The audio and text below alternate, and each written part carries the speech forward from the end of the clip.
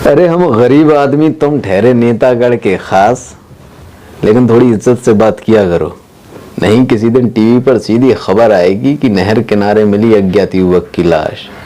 आपके डायलॉग सब लोग सुनते हैं तो ऐसा लगता है कि जैसे आपने पी रखी हो। वो लोगों को अंदाज में लगता है कि हाँ लगा रखी है, लेकिन मैं कभी नहीं पीता। आपका 10 लाख फॉलोवर्स हैं आपके, तो कभी उन 10 लाख फॉलोवर्स में जो गर्ल्स भी आपको फॉलो करती हैं, तो कभी कोई प्रपोज करने के लिए कॉल आया आपके पास? लड़कियां बहुत आती हैं जीवन में, लेकिन हम उस नजर से किसी को नहीं देखते। आप 23 साल की उम्र में इतने सीधे तो हो नहीं सकते। लेकिन मैं हूँ। आगे क्या प्लान है, लव मैरिज या अरेंज मैरिज, कब करेंगे शादी? जानना चाहती है कि अमित बघेल कितना कमा लेते हैं, आखिर कितना हो जाता है आपका महीने का टर्नओवर, कितना घूमता है? अभी मेरे टीम में है तो सब बढ़िया लाइफ स्टाइल जी रहे हैं, कर देते। कितना डोनेट कर सकते हैं आप जरूरत पड़ने पर? लोगों को कितनी जरूरत है। अच्छा, टिकटॉक करते थे, टिकटॉक बैन हो गया, इंस्टाग्राम बैन कहीं हो जाता है, तब क्या करेंगे आप? अगर मैं भी थी, हमने सोचा नहीं है। गोलगप्पे बेचोगे क्या?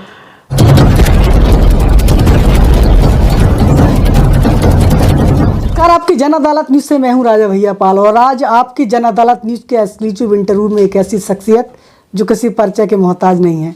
आज हम ही नहीं बल्कि वो 10 लाख लोग उनको जानते हैं, जो रोज उनको फॉलो करते हैं, पसंद करते हैं। तो आज 10 लाख फॉलोवर्स आपके हो चुके हैं। अमित बघेल जी, हमारे चैनल पर आपका बहुत बहुत स्वागत है, बहुत बहुत धन्यवाद आप मेरे शो में आए। पहला सवाल करना चाहेंगे, इस इंस्टाग्राम की शुरुआत आपकी कैसे हुई?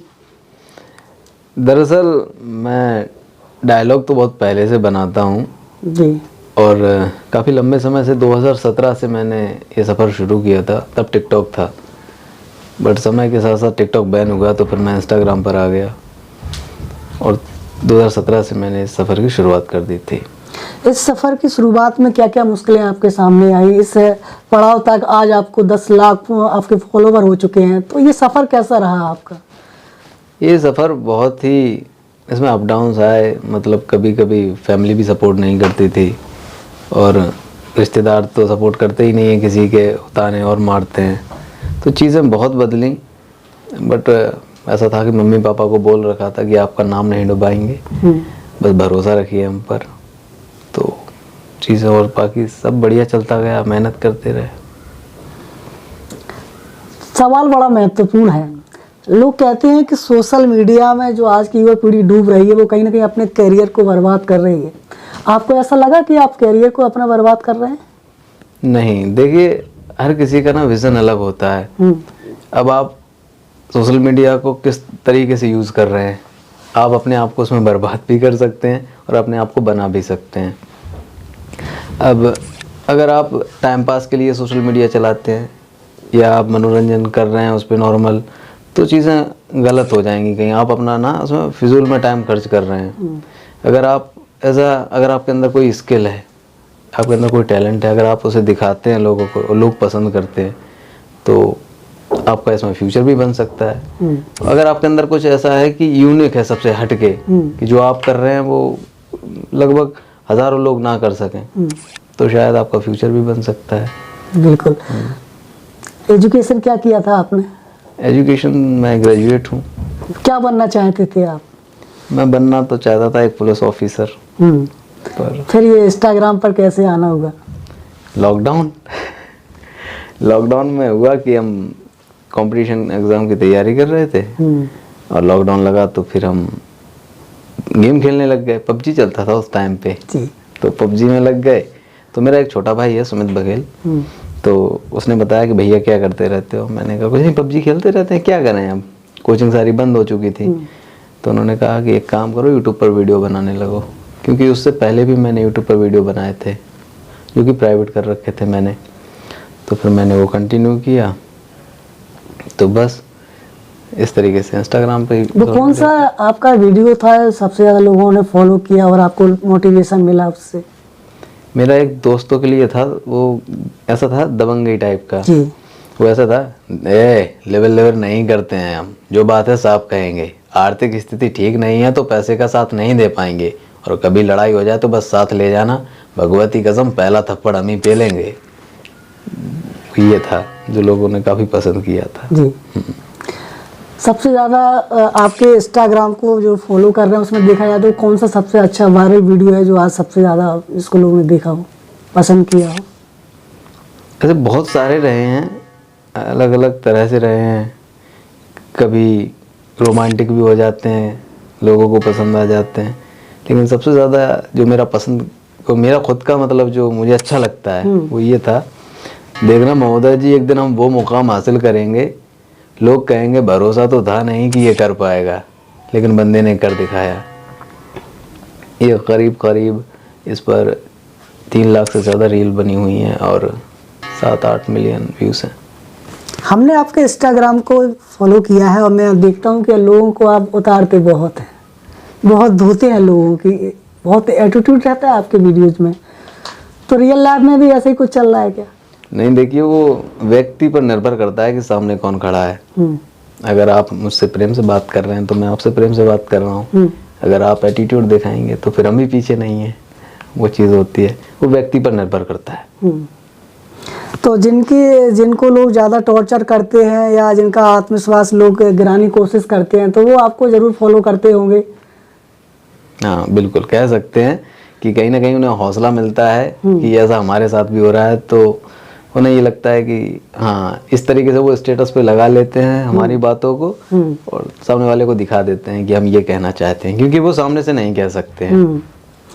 आपकी जो वॉइस लोग ज़्यादा फिदा हैं, क्योंकि अक्सर लोग रील्स बनाते हैं इंस्टाग्राम पर, जो भी करते हैं वो दूसरे लोगों को फॉलो करके या दूसरे लोगों के वॉइस डाल करके या सॉन्ग म्यूजिक बना करके वायरल करते हैं, लेकिन आपका जो भी कंटेंट रहता है वो खुद का आपका है, आपकी वॉइस का जादू है।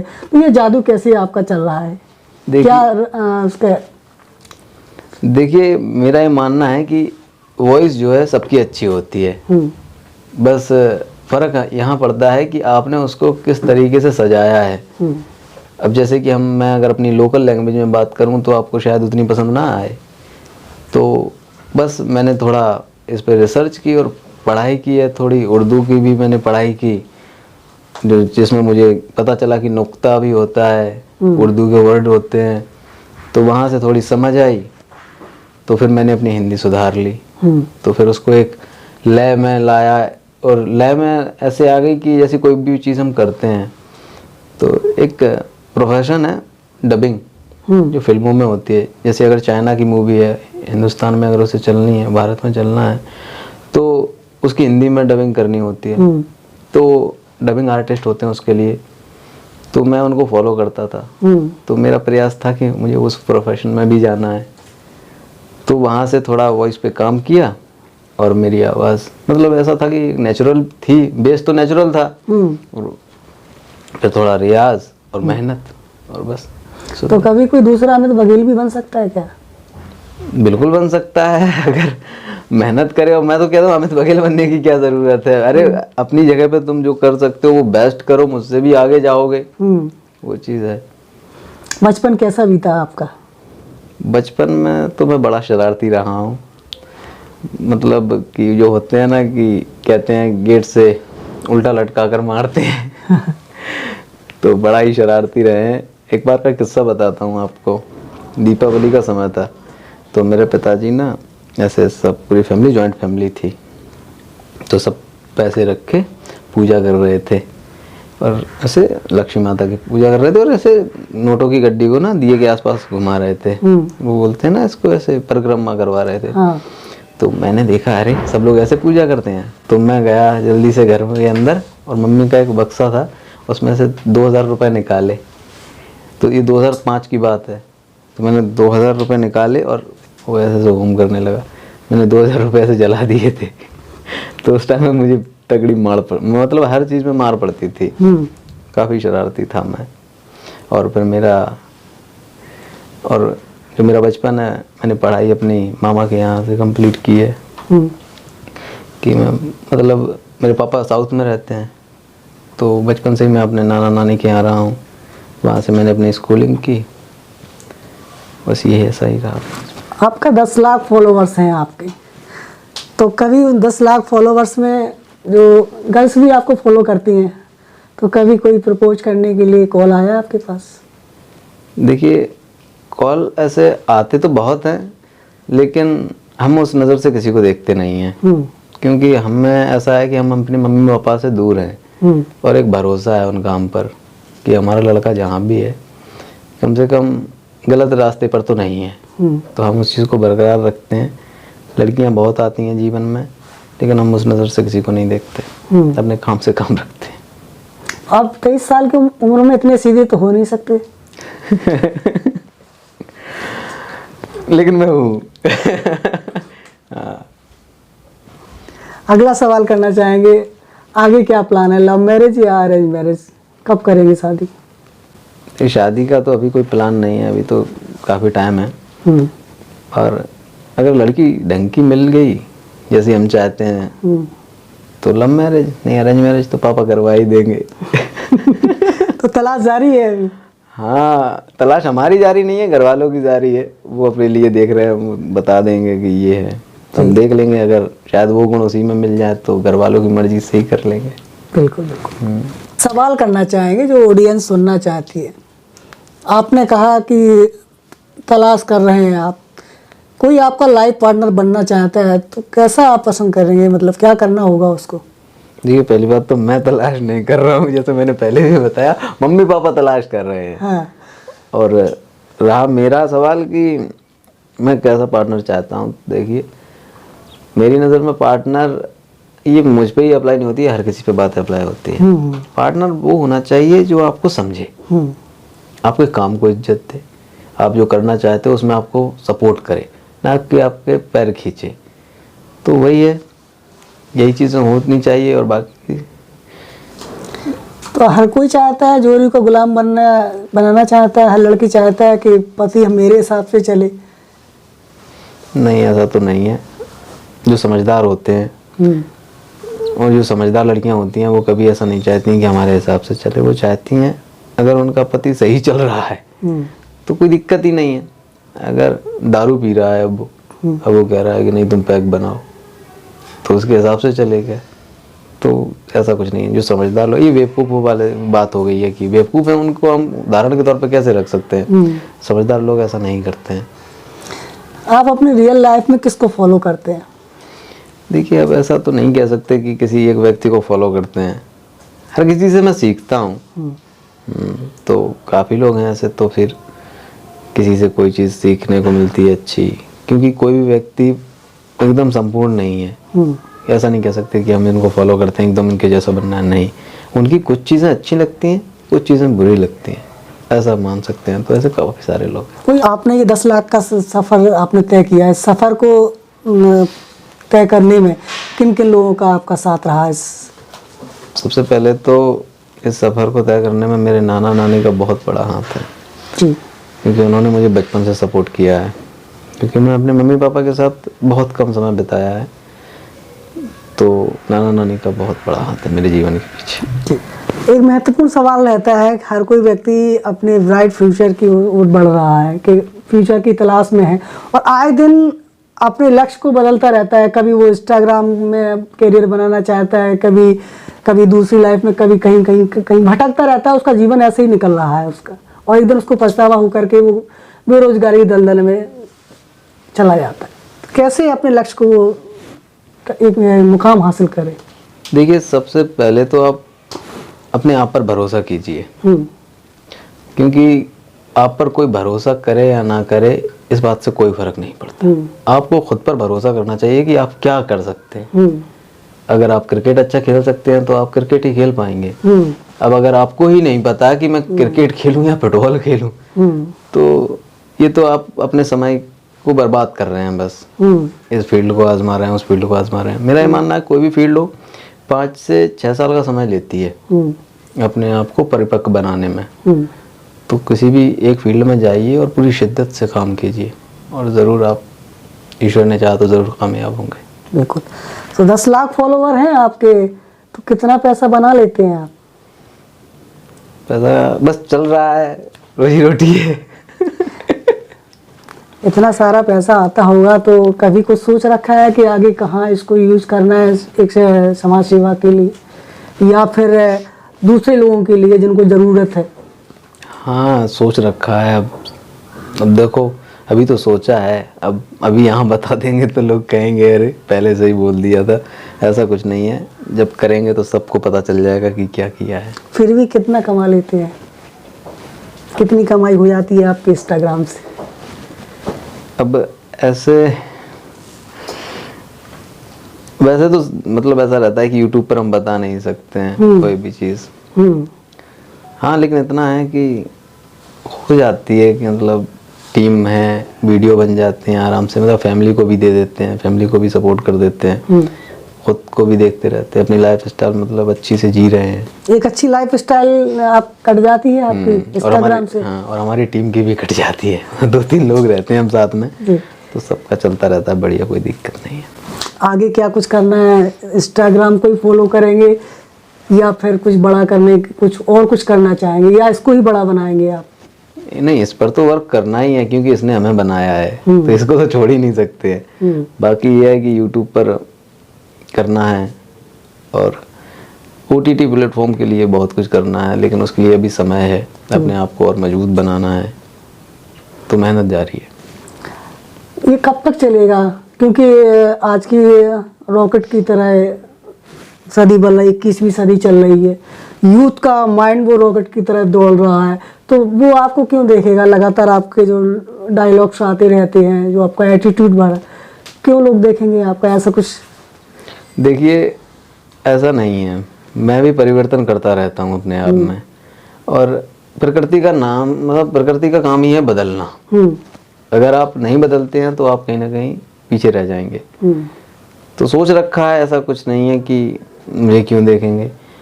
मैं तो ये सोचता हूँ कि अगर मुझे नहीं देखेंगे तो फिर किसे देखेंगे। तो वो चीज़ है कि अब कंटेंट ओरिजिनल है, सब कुछ हम खुद से करते हैं, कहीं से उठाते नहीं है, कॉपी पेस्ट नहीं करते हैं, तो भरोसा है खुद के ऊपर, और जो चीज़ हम बनाते हैं तो बिल्कुल। तो इंस्टाग्राम में आपको लगता है कि हम अपना इस क्षेत्र में अपना करियर बना सकते हैं? श्योर? कभी चिंता होती है फ्यूचर को लेकर? बिल्कुल होती है, और वो होनी भी चाहिए एक जगह पर, क्योंकि अगर नहीं होगी तो हम आलसी हो जाएंगे। तो चिंता बिल्कुल होती है, और इंस्टाग्राम पर फ्यूचर कह नहीं सकते हैं क्योंकि एक चीज़ के भरोसे हम बैठ नहीं सकते हैं। अपने आप को हर फील्ड के लिए तैयार करना है, पता नहीं कब कौन सा युद्ध छिड़ जाए। जैसे आपने पिछली बार जैसा कि आपने बताया कि आप टिकटॉक करते थे, टिकटॉक बैन हो गया, इंस्टाग्राम बैन कहीं हो जाता है, तब क्या करेंगे आप? अगर इंस्टाग्राम बैन हो जाता है तो क्या कर सकते हैं, अभी तो ये हमने सोचा नहीं है। गोलगप्पे बेचोगे क्या? नहीं, गोलगप्पे तो नहीं बेचेंगे। इतना तो है कि यहाँ गोलगप्पे नहीं बेचेंगे, कुछ अच्छा ही करेंगे। जी, ऑडियंस इस समय देख रही है, कुछ फेवरेट्स आपका एटीट्यूड देखना चाहते हैं इस प्रकार से, जिनके लिए आप जाने जाते हैं, जिनके लिए लोग आपको आपके इंस्टाग्राम पर आते हैं? सबसे ज़्यादा फेवरेट है, काफ़ी लोगों को हर्ट भी कर जाएगा अगर सुनेंगे तो वो ऐसे था, अरे हम गरीब आदमी, तुम ठहरे नेतागढ़ के खास, लेकिन थोड़ी इज्जत से बात किया करो, नहीं किसी दिन टीवी पर सीधी खबर आएगी कि नहर किनारे मिली अज्ञात युवक की लाश। तो ये थोड़ा डेंजर जोन का रहता है हमारा, लोगों को काफ़ी पसंद आते हैं। ऐसा होता है कोई किसी को धमकी दे देता है तो वो नहीं कह पाते हैं डायरेक्ट, तो मेरे डायलॉग चिपका देते हैं, ऐसा करता है। अक्सर लोग प्रोफाइल पर, अपने आईडी पर आपके डायलॉग्स बहुत चिपकाते हैं, क्योंकि लोगों की धोते हैं, जब लोगों की नहीं बनती कहीं तो वो सीधा आकर के अमित बघेल को फॉलो करके उनका डायलॉग डाल देते हैं। हाँ, तो वो मतलब ऐसा रहता है कि वो नहीं कह पा रहे हैं सामने, अगर सामने कह देंगे तो लड़ाई हो जाएगी, तो वो रिश्ते भी बचाना चाहते हैं और बात भी कहना चाहते हैं, एक तीर से दो निशाने कहा जाए, तो वो चीज़ करते हैं ये डायलॉग। आपके डायलॉग जब लोग सुनते हैं तो ऐसा लगता है कि जैसे आपने पी रखी हो। नहीं, मैं पीता तो बिल्कुल नहीं हूँ, और मैं पीने की सलाह देता हूँ कि कोई पिए, बल्कि ये स्वास्थ्य के लिए बहुत ही हानिकारक है। हाँ, तो ये सब एक्टिंग होती है, जैसे मैं बिल्कुल शिद्दत से करता हूँ, तो वो लोगों को अंदाज में लगता है कि हाँ लगा रखी है, लेकिन मैं कभी नहीं पीता।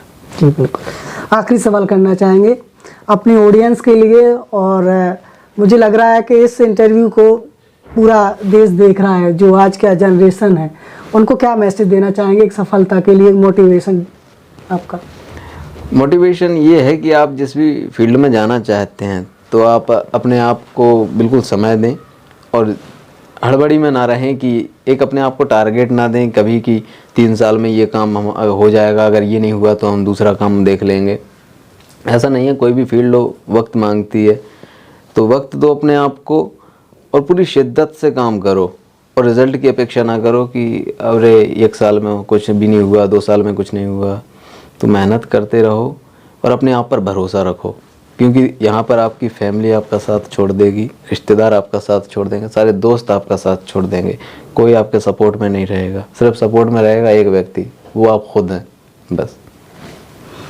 तो आज आपकी जन अदालत न्यूज़ के एक्सक्लूसिव इंटरव्यू में हमने वो तमाम सवाल पूछे जिनको आप जानना चाहते थे। निश्चित तौर से इस मोटिवेशनल इंटरव्यू को लेकर आपको अपने कैरियर को लेकर बहुत सारे जो आपके सवाल थे वो उसके जवाब आपको मिले होंगे। इसके बाद भी आपके कोई सवाल हैं तो नीचे हमें लिखिए। और आज इंस्टाग्राम की दुनिया में आज जिन्होंने अपने 10 लाख फॉलोअर्स पूरे किए हैं, आज हमने अमित बघेल के साथ इंटरव्यू किया है। फिर किसी बड़ी शख्सियत के साथ आपकी जन अदालत न्यूज़ में फिर हाजिर होंगे। तब तक के लिए नमस्कार, धन्यवाद। बहुत बहुत धन्यवाद हमारे साथ बात करने के लिए। मुझे भी बहुत अच्छा लगा आपसे मिलकर। Thank you. खबर के प्रायोजक थे विरासत ये विराज होटल, जनपद झांसी उत्तर प्रदेश का शाही खाना खजाना का एकमात्र स्थान विरासत ये विराज, पता शाही कुआ, जनपद झांसी मोट। पाल ढाबा आपका हार्दिक स्वागत करता है। हमारे यहाँ खाने में दाल फ्राई, दाल तड़का, दाल मखनी, सेव भाजी, सेव टमाटर, कढ़ाई पनीर, चिली पनीर, पनीर पसंदा, संगम पनीर और स्वीट में खीर, स्पेशल केसरी खीर, गुलाब जामुन और स्पेशल केसरी खीर मिलती है हमारे यहाँ। सेवा का अवसर दें। धन्यवाद।